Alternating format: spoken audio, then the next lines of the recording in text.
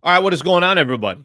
Thank you very much for tuning in. We are recording this in the morning here on a Sunday, not too far away from getting to the afternoon. I appreciate you guys hanging out. Appreciate you guys being a part of the show. Wanted to get something out here today. I think I mentioned yesterday after Lakers Celtics after post game that I was going to throw something up members only first. So thank you for being a member. And if you end up watching this a little bit later when I release it out to the public, thank you for being a part of the channel. Appreciate you guys being a part of the show. If you want to be a member, an MVP member, it's $3 a month. It's a great, great way to support the channel. I would greatly appreciate if you've got the ability and you want to support the channel to be an MVP member. Either way, if you can subscribe to the channel, I would appreciate that. Okay, we got a few things we're going to get into in today's show. Not going to be too long of a show, but obviously got to address some of the details from last night's game. We got a little bit of details on what the deal is with LeBron, how long he could potentially be out for. And then we can kind of start putting the pieces together, trying to figure out, all right, what are the Lakers going to do in the meantime? How much is seeding going to be a priority moving forward? We'll take a look at the schedule and just how tough it's going to be. I mean, Lakers can definitely be losing ground. And then what guys really need to step up in LeBron's absence to try to, as best as the Lakers can, keep their head above water without LeBron. Let's first get into the first things first. There's an article that came out this morning on ESPN. Lakers LeBron James expected to miss at least 1 to 2 weeks. So let me kind of read this off here. Braun expected to miss at least 1 to 2 weeks. Groin strain, sources tell Shams Charania. James will wait for groin injury to calm down Sunday and receive another evaluation. But the Lakers are braced to be without him for a period of time and will be cautious as they hold the third seed in the Western Conference. Okay, we know that obviously LeBron about 6 and some change, 6:45 left in the fourth quarter is when he pulled himself out of the game. And basically decided, yeah, I can't go. If Braun is telling you he can't go, then obviously there's an issue here. Those are the details that we have right now. The article also talks about back when LeBron was in his first season with the Lakers, 2018-2019 season, he suffered a groin strain, tore a groin, actually. That was different. Suffering a torn groin on Christmas Day, and he missed 17 games. But I remember LeBron, when I was doing the post-game show, we were playing that, or we were listening to LeBron on the postgame, and he basically said, yeah, I know it's not as bad as that one. So at least that's what he was referencing. We'll see what happens. I mean, maybe LeBron is just trying to be positive. Maybe LeBron is, he also said he's going to be day to day. He also said that he'll remain with the team on the trip. But I don't know how much all that makes sense. I think Braun was just trying to speak it into existence that he's all good, but then also probably realize, hey, this can hold me out for a little bit. One other quote that he had from last night. I've been there before, and I know what type of injury you're dealing with, talking about the groin strain. And Lakers are on a kind of a brutal schedule here coming up. 6 games in 8 days, including 2 games apiece against Denver and Milwaukee. So one of two things are going to happen here. Either Lakers are going to hold serve with Denver and split, kind of give themselves a shot still at that number 2 seed, or that number 2 seed is going to be basically gone because Denver will have gained a lot of ground on the Lakers in those 2 head-to-head matchups that they're going to face each other. So, look, obviously not the best news, not great news, pretty frustrating news to be honest with you, but that's kind of that's the NBA. There are a lot of really, really good players out there that miss time to injuries, and add LeBron to that list. For those, while I'm recording this right now, it's halftime between Denver and OKC, and that game's a toss-up. So it's 61-60 OKC.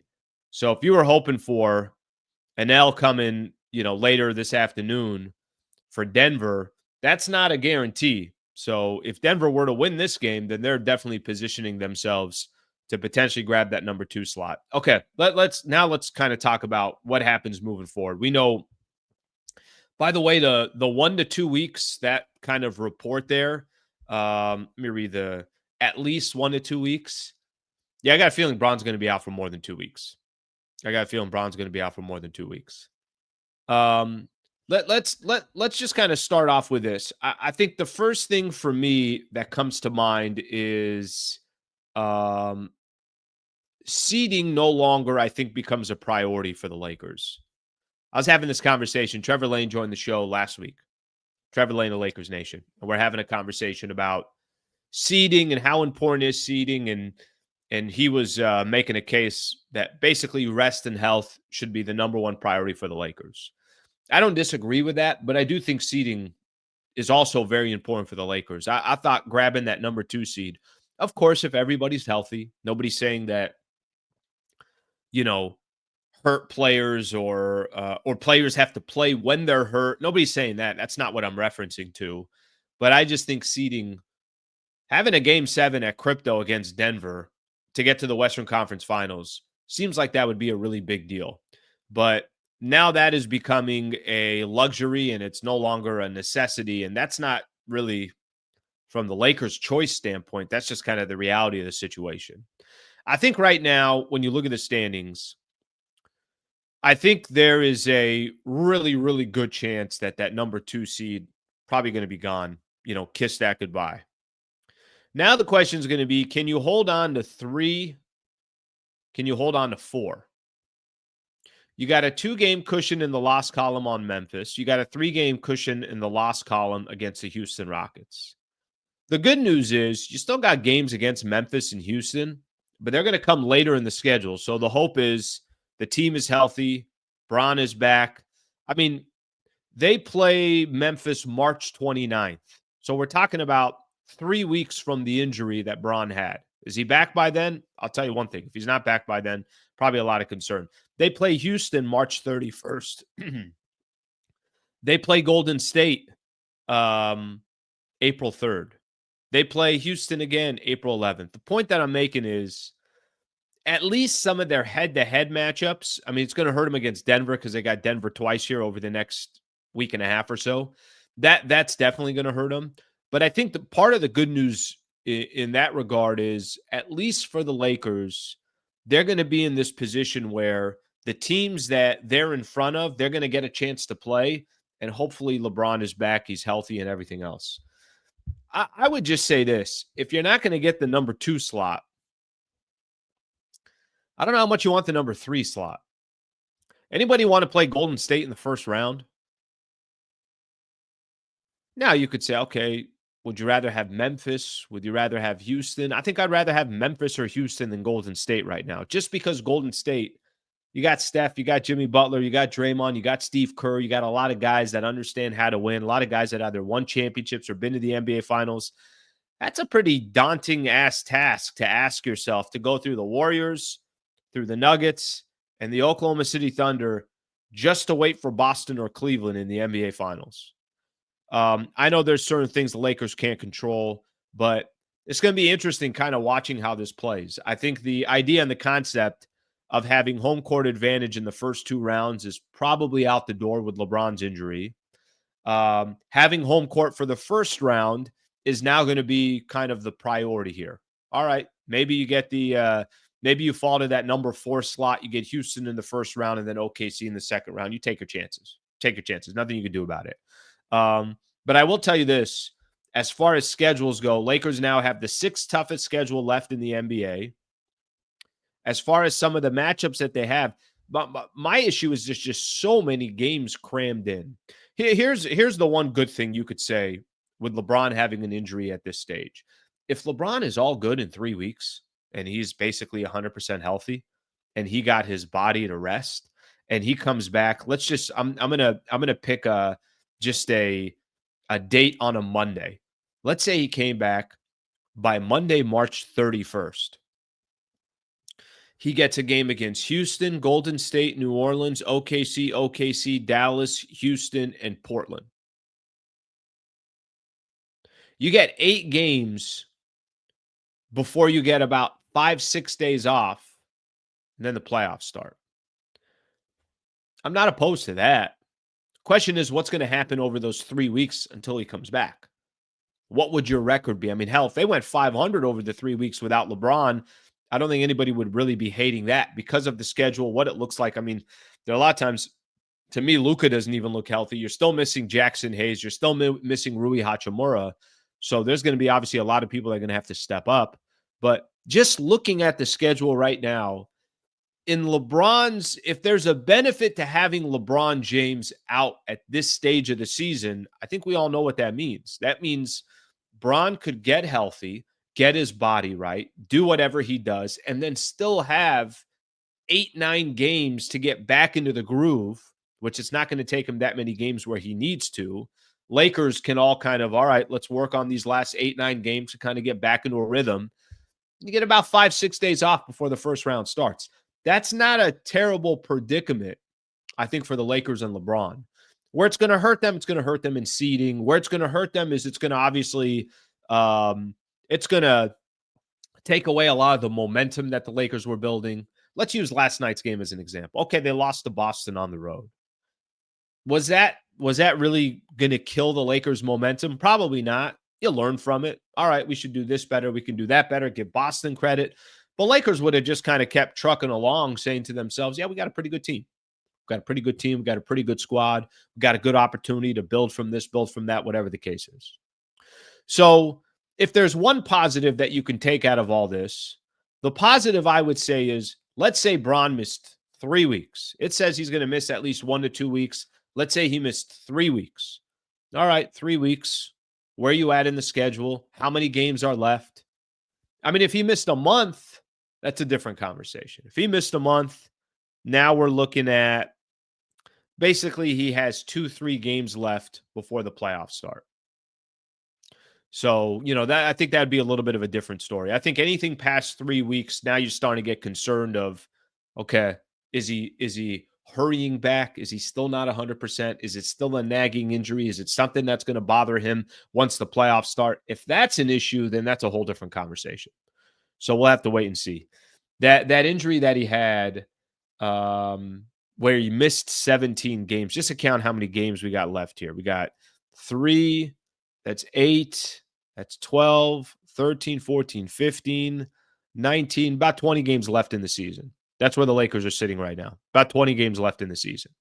So we'll see how much time he ends up missing in regards to this. There's some positive, there's some negative. I mean, I mentioned to you what some of the negatives are.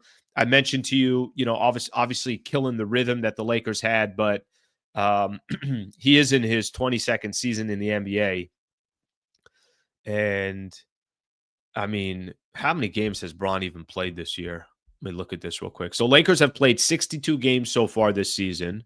20 games left on the schedule. LeBron has played in, unbelievable, man.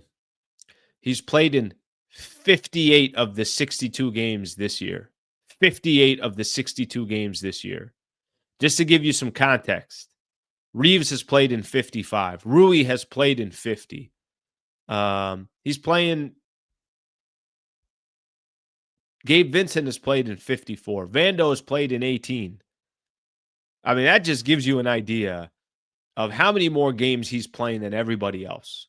Luka's played in, I don't know how many, but probably not even more than 30 if you count what he played in Dallas, or maybe around that number. And his stats have continued to hold up. 25 points a game, 8 rebounds a game, 8.5 assists. I mean, they're losing as good as it gets right now in the NBA. Some people having him in the MVP conversation. Some people, I mean, you're losing one of the best. Okay, moving forward. What guys got to stand up? First off, there was a quote here from JJ Redick that I think does tell a lot of, kind of speaks a lot to the Lakers' mantra so far this season. It's a very simple quote, but here's what JJ said, talking about LeBron being sidelined. He said, I think we just have to continue to play hard and play defense. I know that sounds simple. I know that's a little bit like, that's it. That's all he's going to say. But I do think that simplicity has kind of been very, very indicative of how the Lakers have had this much success so far this year. Okay, well, what have the Lakers done? What have they done? They have played without Vando for most of the season. They had one mantra that they had when the season started where it seemed like they were just going to try to outscore teams and then completely changed that once Dorian Finney-Smith became a part of the Lakers. And then Anthony Davis and Max Christie get traded, and Gabe Vincent misses some games, and Reeves misses some games, and Rui misses some games, and Jackson Hayes misses some games. Now LeBron's going to miss games. They bring in Luka and try to kind of create this whole new offense with Luka in there and a whole different identity. They trade for Mark Williams. Trade gets rescinded. Lakers have had absolutely everything thrown their way this year. And JJ Redick, to me, hasn't blinked once. Okay, what's the problem? Cool, we'll figure it out. We got a new problem. Sounds good. Let's get our pen and our pad and let's try to figure it out. I think we have to continue to play hard and play defense. Okay, sounds simple, but they have had a mentality. I mentioned this in the post game yesterday. I mentioned that there's sometimes coaches and players will say, well, we got a next man up mentality. Yeah, but you're just reading that. You don't actually mean that. I feel like the Lakers mean it because that's exactly what they've done this year. So I think one of the positive traits to take out of this is Lakers have been thrown in a lot of different predicaments this year. And every predicament they've been thrown in, they still found ways to have success. Won at New York without Anthony Davis.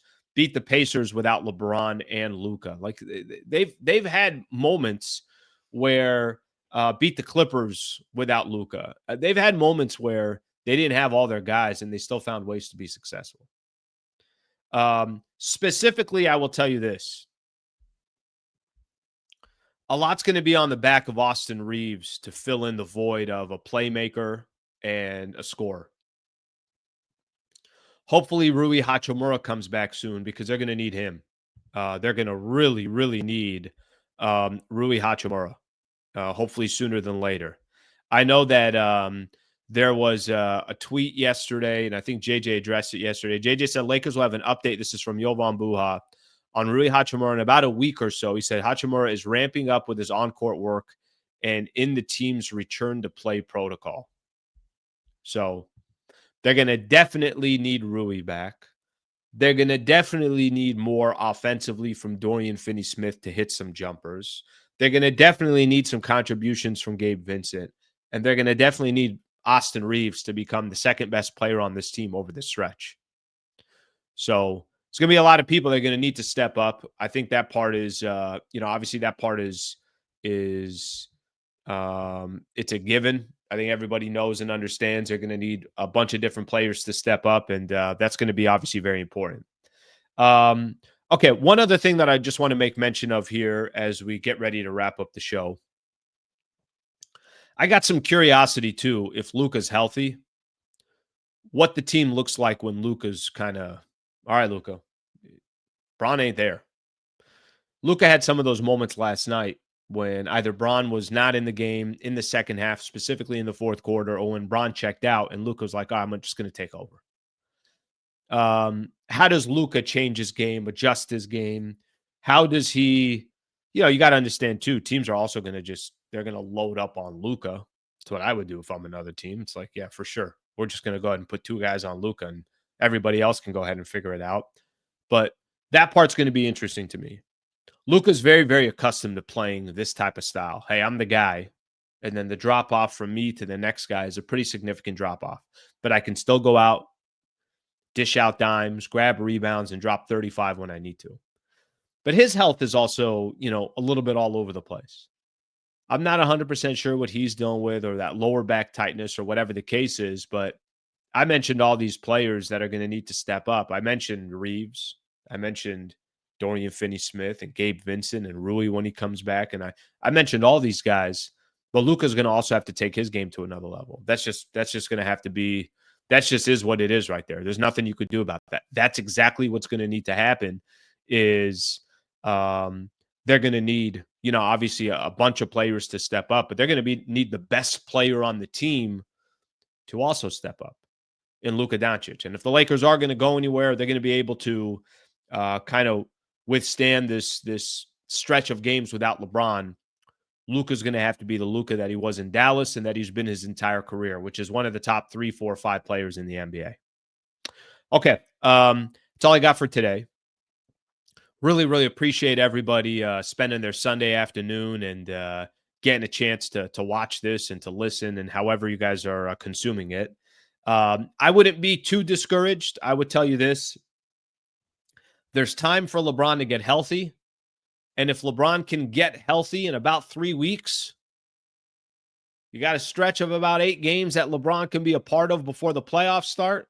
You get almost a week off between the playoffs or between the regular season ending and the playoffs. Take my chances. I think it would be a very, very fun, exciting end of the season, and we'll see where things go from there. So don't be too discouraged here, Laker fans. I think the Lake Show will be okay. Appreciate you guys tuning in. Thank you for hanging out. Members, thank you very much for being members. If you get this a little bit later because you're not a member, all good. I appreciate you being a part of the channel, and I appreciate you guys all subscribing. Thank you, everybody. Have a great rest of your Sunday. I will see you tomorrow. You'll get a preview video later tonight from Sammy for the Lakers taking on the Brooklyn Nets. Keep that one in mind.